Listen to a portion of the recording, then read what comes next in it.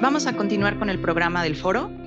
A continuación tenemos una presentación a cargo del maestro Juan Manuel Calderón, quien nos va a presentar un vistazo a los resultados del Foro Alimentos Azules ante el Cambio Climático, Soberanía y Seguridad Alimentaria para México. El maestro Calderón dirige las políticas públicas en EDF de México, coordinando estrategias para la sostenibilidad oceánica, resiliencia pesquera y financiamiento verde. Lidera la Iniciativa Nacional de Metano de EDF, estableciendo agenda para mitigar este gas de efecto invernadero crucial en la lucha climática. Su experiencia gubernamental incluye cargos directivos en la Presidencia de la República, el IMSS y Comisión Nacional Bancaria, proporcionándole conocimiento profundo de mecanismos de política pública para cambios ambientales efectivos.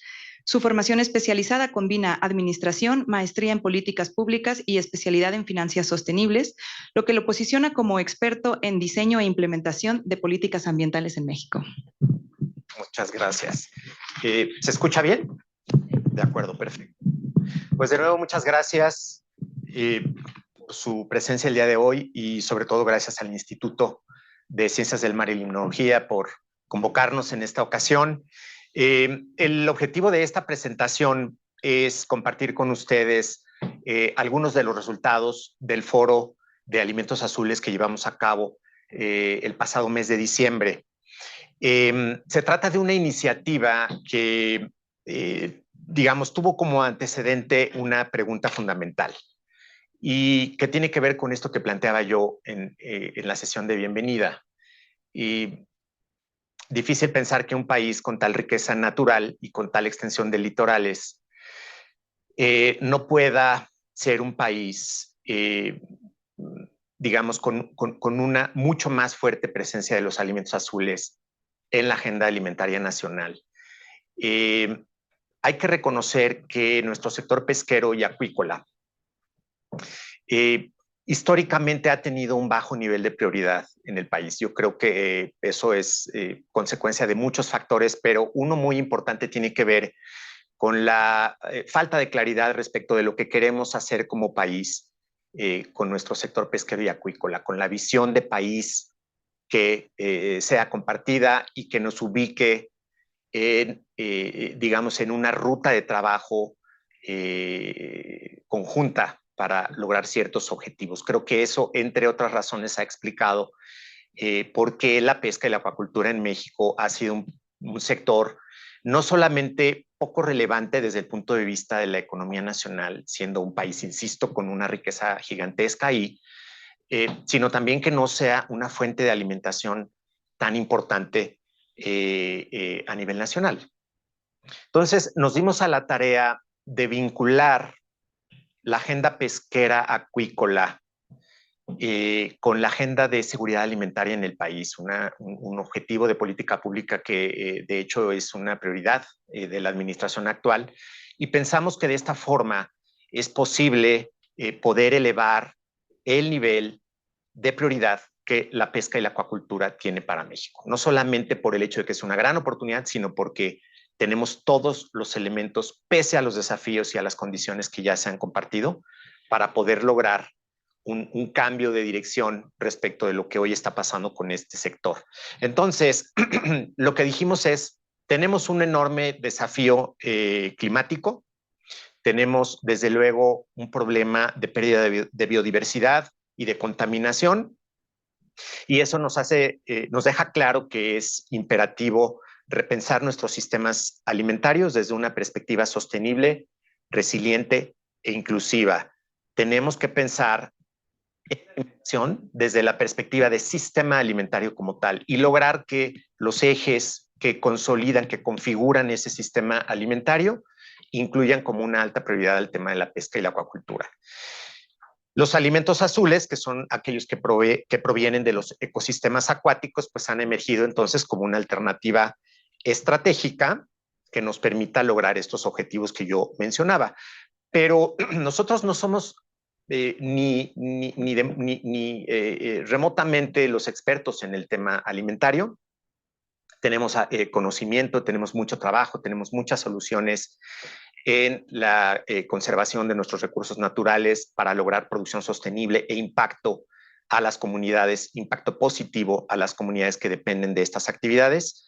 pero no somos una organización enfocada en la agenda alimentaria como tal.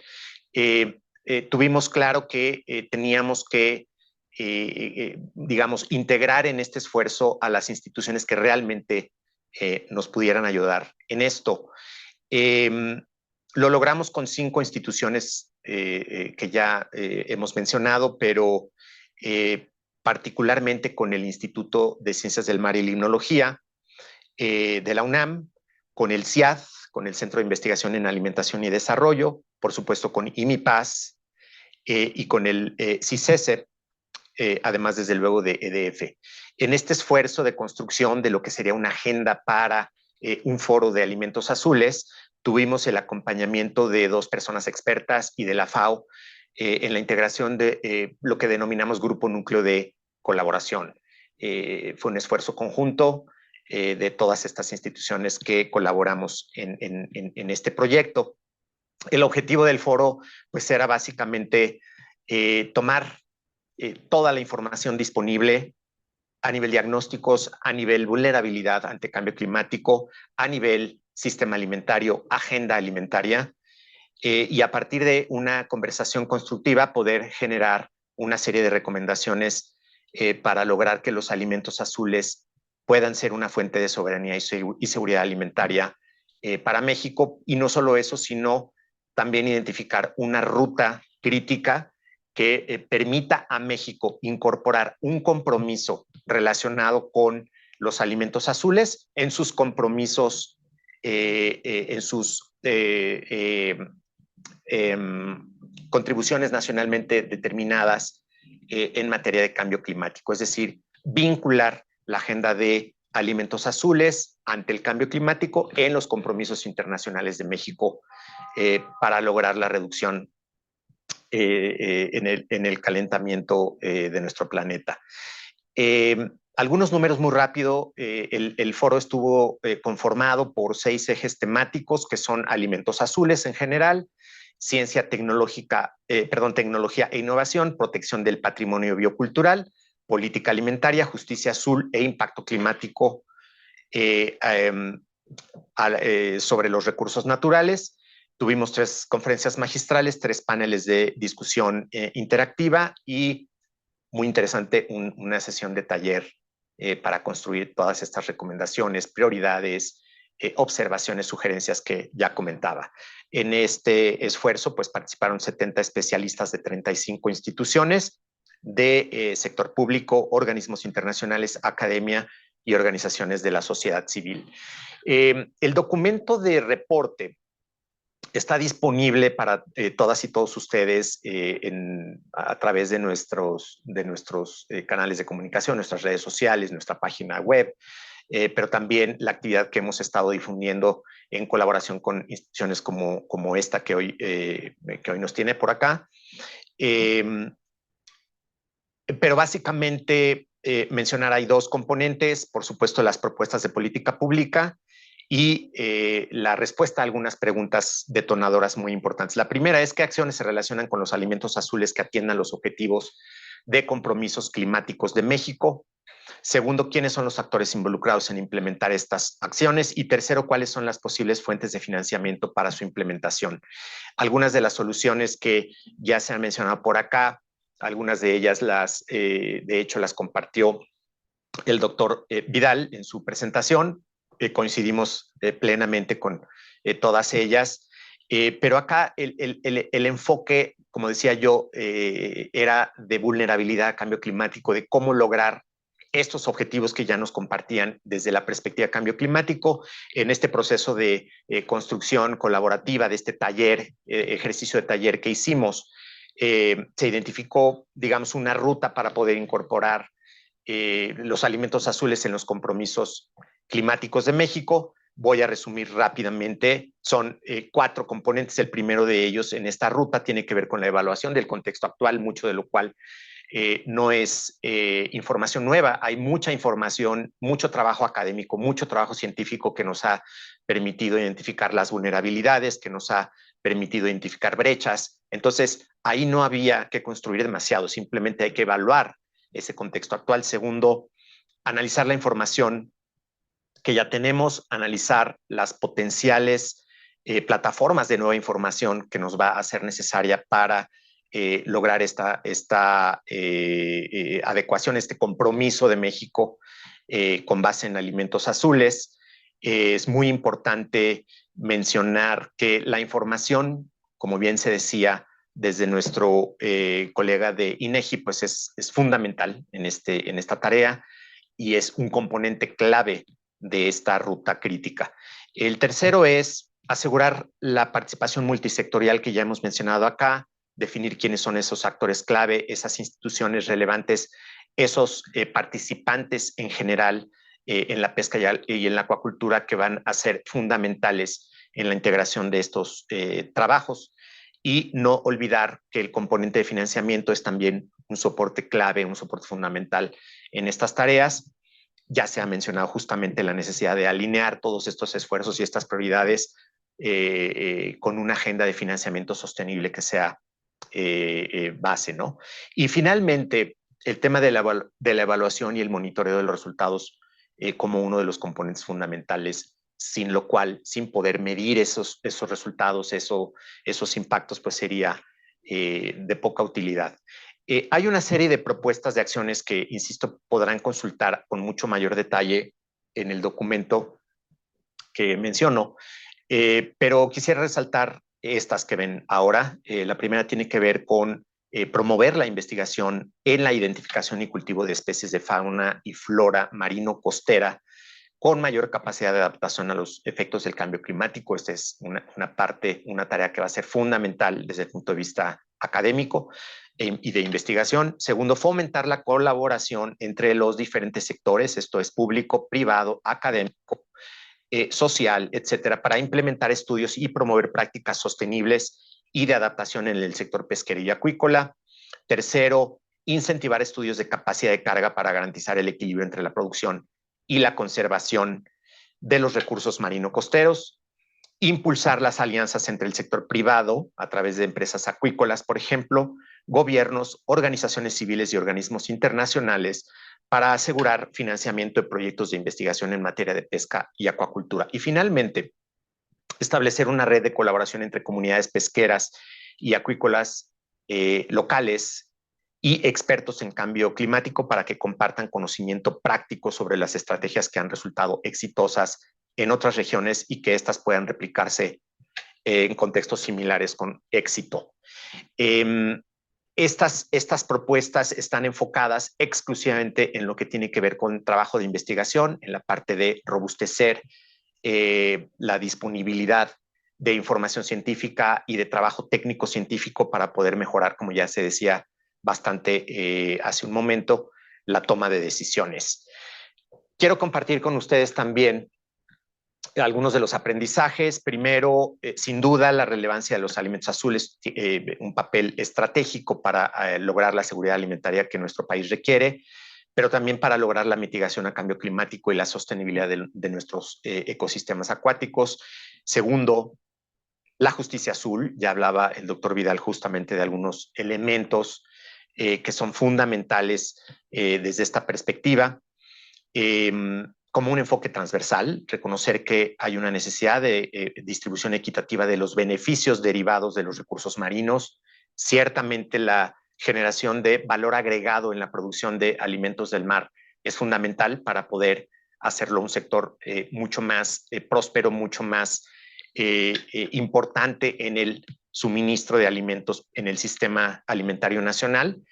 Pero esto es bien importante lograrlo a través de un enfoque transversal de justicia azul. También un aprendizaje importante tiene que ver con el valor del codiseño en múltiples participantes, los procesos colaborativos que ya se han mencionado, que enriquecen estos proyectos, garantizando enfoques más inclusivos, sostenibles y alineados con las necesidades reales de las personas en las comunidades. Esto es una parte fundamental. Nosotros celebramos ampliamente la posibilidad de tener estos diálogos, coincidimos plenamente con quienes ya lo han mencionado, y esta, digamos, co-creación de las soluciones y de las rutas de trabajo tiene que ser un común denominador. Uno más tiene que ver en términos de aprendizajes con el interés multisectorial. Hemos notado una muy particular participación de actores gubernamentales, del sector académico, de la comunidad y del sector privado en lograr una agenda alimentaria basada en alimentos azules para México. Y una más tiene que ver con el uso de la innovación y la tecnología como ejes, como factores de éxito fundamentales. Hay muchas cosas que la tecnología puede resolver con mucho menor costo y con mucho mejor impacto, con mucho mayor impacto en los resultados. Como resultado de este foro se analizaron algunos siguientes pasos, se propusieron por parte de todos los participantes una serie de siguientes pasos que me gustaría también compartir con ustedes porque creemos que es muy importante una vez que, bueno, ya se ha dado esta conversación, que se han hecho estos análisis, estas propuestas, estas recomendaciones, ¿qué es lo que sigue? Primero, será muy importante mantener esta colaboración, este trabajo a través de, digamos, un espacio interinstitucional, multiinstitucional que sea permanente, un grupo de trabajo de carácter permanente que dé seguimiento a las recomendaciones del foro, pero también a los resultados de diálogos como el que hoy estamos teniendo, y que además pueda ser un catalizador de la incorporación de estos procesos de acción climática en los compromisos internacionales de México ante este fenómeno. Segundo, iniciar mesas de diálogo con instituciones responsables de política alimentaria, climáticas y pesqueras. Muchos de los participantes de estos espacios estuvieron precisamente durante el foro. Entonces, esto es un muy buen inicio, pero hay que mantener esas mesas activas para establecer sinergias y mecanismos de colaboración. Tercero, impulsar proyectos pilotos regionales de alto impacto va a ser muy importante también, pero en colaboración con comunidades costeras para validar los modelos de producción, de comanejo, de comercialización de alimentos azules, de generación de valor agregado, de resiliencia a cambio climático. Entonces, este va a ser un proceso en donde la sociedad civil, a través de organizaciones como la nuestra, pueden ayudar mucho. Por otro lado, gestionar recursos financieros. Ya hablé de la importancia de prever también un eje de financiamiento que sea sólido, que sea asequible, que garantice el acceso, etcétera, a través de fondos internacionales, alianzas público-privadas, la cooperación bilateral entre países que comparten fronteras y que van a tener también impactos como resultado del cambio climático, como resultado de la migración de especies.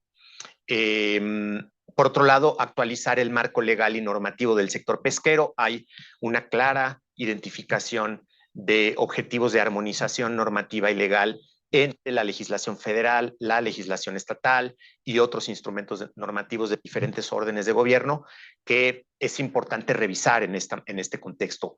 En algunos casos se identificaron responsabilidades, facultades, atribuciones que se traslapan, en otras que no son consistentes. Entonces, ahí hay mucho trabajo también que hacer desde el punto de vista del marco institucional y normativo.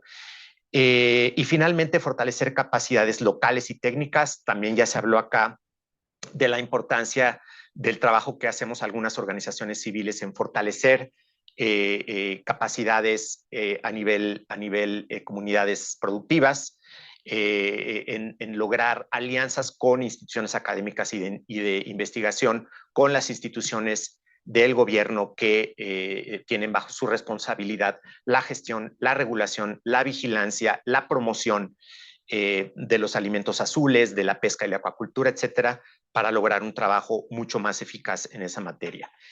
Simplemente cerraría mencionando, de nuevo, no me cansaría de mencionar que tenemos ante nosotros una oportunidad, sin duda grandes desafíos, grandes retos, pero estará en nosotros convertirlos en una oportunidad para México. Tenemos grandes instituciones académicas, grandes centros de investigación, alianzas institucionales muy sólidas, tenemos un marco institucional y normativo que realmente es bastante robusto, ya se mencionó acá.